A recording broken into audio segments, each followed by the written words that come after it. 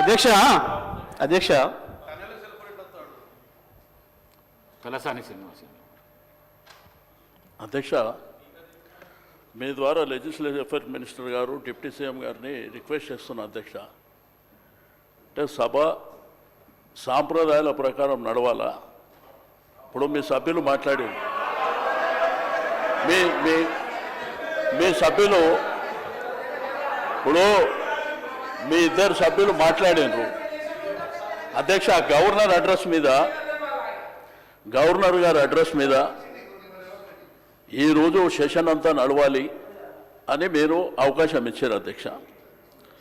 ఇట్లా ఇంటర్వ్యూన్ అయ్యి మీరు ఏదైనా చెప్పాలనుకుంటే లాస్ట్లో చెప్పండి, అంతేగాని మీరు మధ్యలో ఇట్లా డిస్టర్బెన్స్ చేసి తూకిత్తా మైకిత్తా అనుకుంటా పోతామంటే మరి సభ నడుస్తుందా? మీరు ఆలోచన చేయాలి. ఎందుకంటే ఈరోజు సభా మర్యాదలని అధికార పక్షమే కాపాడలేకపోతే ఇంకెవరు కాపాడుతారు అధ్యక్ష? దయచేసి మీరు కూడా మా రిస్కులోకి రావాల్సినటువంటి అవసరం ఉంది అధ్యక్ష. వాళ్ళు చేతులు ఎవరు లేపంగానే వాళ్ళకి అవకాశాలు ఇస్తే ఏం జరిగింది 10 ఏళ్ళల్లో, ఇప్పుడు ఏం జరుగుతుంది?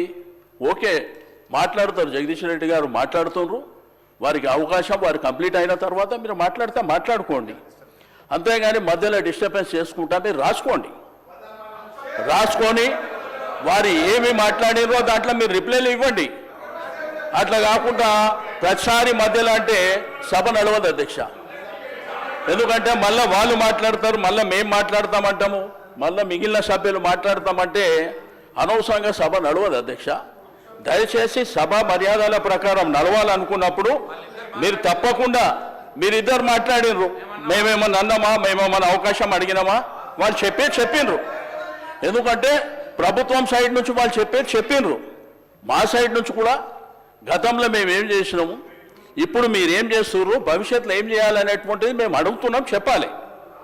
అంతేగాని మీరు ప్రతిసారి మధ్యలో 2 నిమిషాలకు 3 నిమిషాలకు ఆయన స్టార్టే చేయకముందు ఆయన ఇంకా ఒక 2-3 నిమిషాలు మాట్లాడకముందే మీరు ఇద్దరిద్దరు మాట్లాడి ఇట్లా బుల్డోజ్ చేస్తాము, మాకు అధికారం ఉన్నది, మాకు మందబలం ఉన్నది కాబట్టి మేము చేస్తామంటే మీ ఇష్టం అధ్యక్ష. అది మేము కూడా ఏం చేసేది లేదు.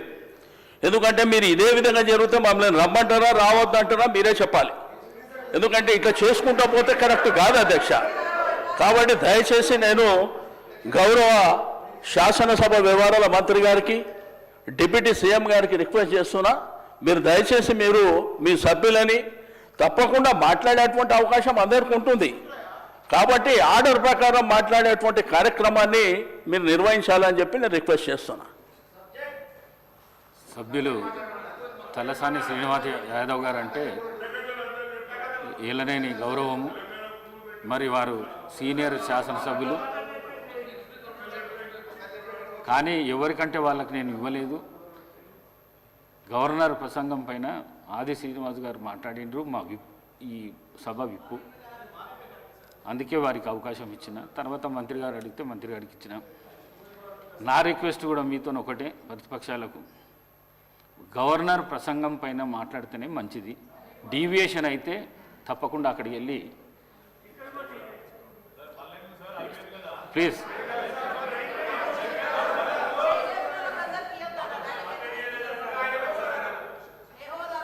ఇప్పుడు మీరే చెప్పారు అధ్యక్ష, గవర్నర్ గారి అడ్రస్ మీదనే మాట్లాడాలని మీరు చెప్పారు. ఇద్దరు సభ్యులు అవే మాట్లాడిరా అధ్యక్ష? అవే మాట్లాడిరా? ఇప్పుడు మంత్రి గారు మాట్లాడారు, అవే మాట్లాడిరా? నేను అడిగేది ఏంటంటే, నేను ఏ సభ్యులకు అవకాశం ఇవ్వద్దని నేను అంటలేను అధ్యక్ష. మాకు అవకాశం వచ్చినప్పుడు మేము చెప్పిన తర్వాత మీకు అవకాశం ఉన్నది, మీరు తర్వాత మాట్లాడండి అంటున్నా. మధ్యలో వాళ్ళు మాట్లాడి మేము మాట్లాడి అనవసరంగా సభాసాయం వృధా అవుతుంది అధ్యక్ష. అది పద్ధతి కూడా కాదు. కాబట్టి దయచేసి నా రిక్వెస్ట్ అలా సభ్యుని చెప్పనివ్వండి. చెప్పిన తర్వాత మీకు అవకాశం ఉంది, మీకు అనేక సందర్భాలలో చెప్పుకునేటువంటి అవకాశం ఉంటుంది, కాబట్టి మీరు చెప్పుకోండి అని చెప్తున్నా అధ్యక్ష. Thank you.